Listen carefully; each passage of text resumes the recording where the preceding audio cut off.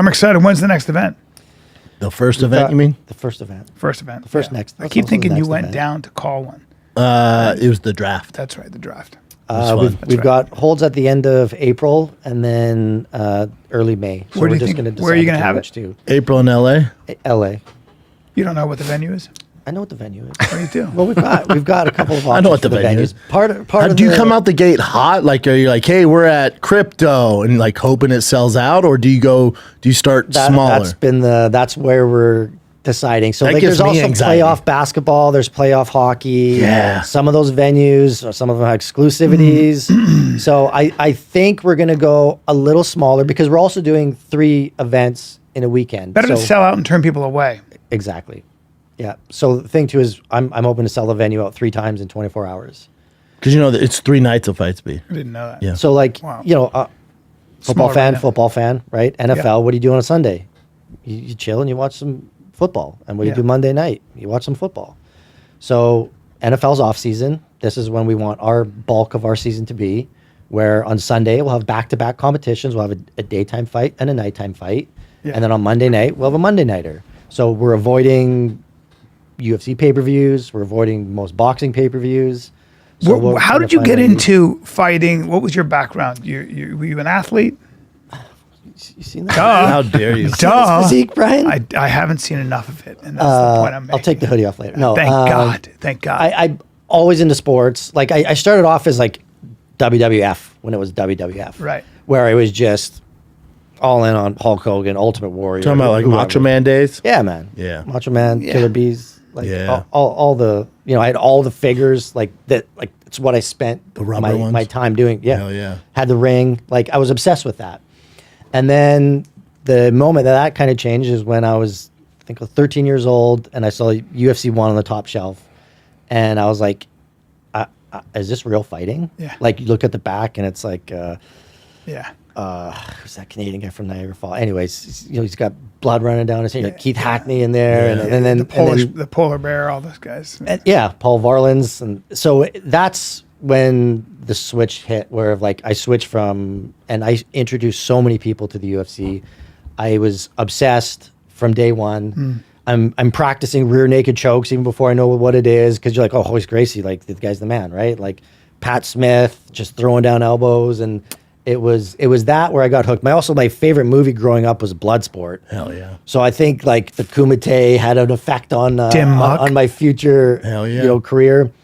And then I played sports forever. I wrestled in elementary school, high school, and then played junior football. Canadians football a little bit different, but after football career was over, was like, what do you do to fill the void? And I'd always loved fighting. And then an MMA gym opened up, and this is still kind of like the early times where like it wasn't sanctioned everywhere. So I started training, and I was like hooked, obsessed. I was like, I want to be a professional fighter. This is what I'm going to do. So I was training 6 days a week, and I had back injuries, and I was like, something's wrong here. Like I had a lot of back pain, and then trainer was fine. One day was fine. He's just like, dude, go get an x-ray. Like find out what's actually wrong. I was like, an x-ray? He's like, go get an x-ray. Got an x-ray, found out I had a fractured vertebrae. I needed spinal surgery. What? They're like, you have to stop doing what you're doing. You like my discs and my vertebrae were like separating. Jesus. And spinal cord's going right through there. So they're like, stop. Wow. So that changed the trajectory of my life and what I was going to do. I could show you the foot-long scar on my back that I have I'd from like to see that. Sorry. No, not right now. Oh, there it is. Arch your back, lick your lips. Thanks. The dragon, do the man. I was going dragon. to fight. I was going to be a professional fighter, and then it turned out I'm a pussy. Then you saw Yo Romero. I saw you, Romero. He said, I'm I was going to be. glad I was it going to be a didn't work professional. out I just that didn't have way. the speed or the strength. But other than that, toughness. No, you got to be like or the technique, a specimen. or the now. ability to practice all the time. That's all.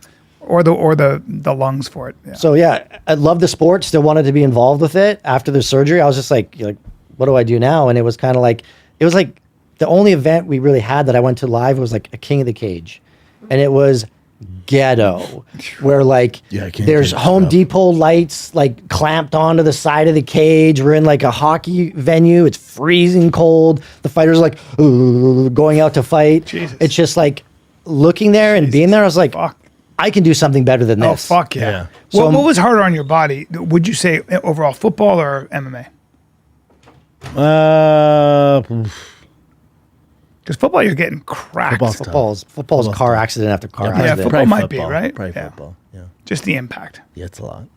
Yeah, football. Because you've got like when you have a helmet on, you feel invincible. It's just that your knees, your body. I was like, you watch them get All of hit. it. It's constant. Ugh.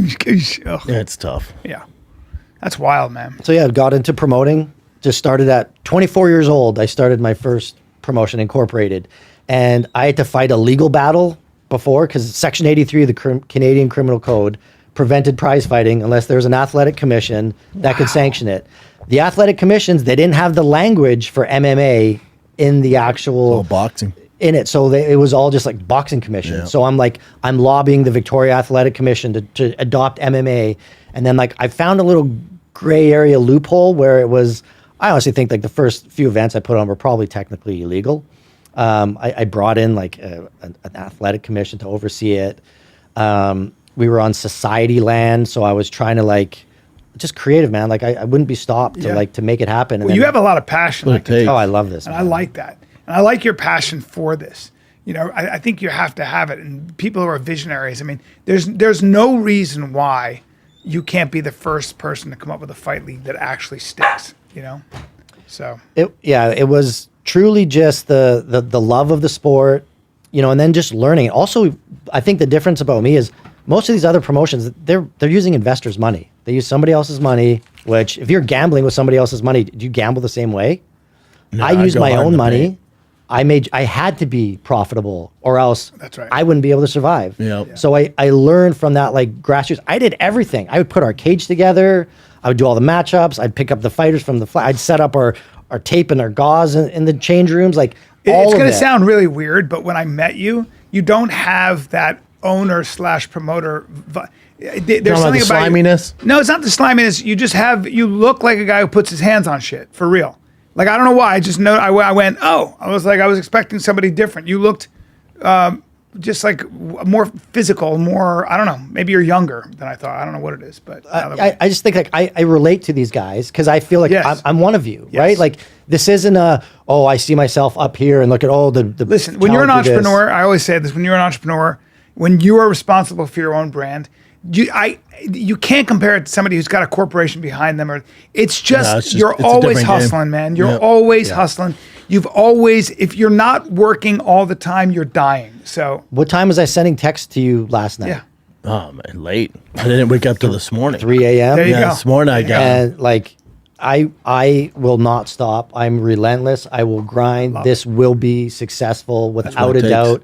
The TV deals we have coming on board, like this will be able to see any like we're starting doing fighter visas. And you know, like some of these athletes need letters from prominent people. So I'm talking to one of our trainers in Sweden yesterday. He's like, oh yeah, we've got letters coming for Alexander Gustafsson. I was like, oh that cool, guy's like a badass. dude, like and so he's telling me too, he's like, everyone in Sweden's talking about this. I'm like, everyone in Sweden's talking about the GFL. Everyone in Sweden is talking about the GFL. Yeah. Amazing. I love it. Great, because I want to see him fight. Zlatan Ibrahimovic is writing one of the letters for Alexander Gus. I'm like, Zlatan, like, I'm a huge Zlatan fan.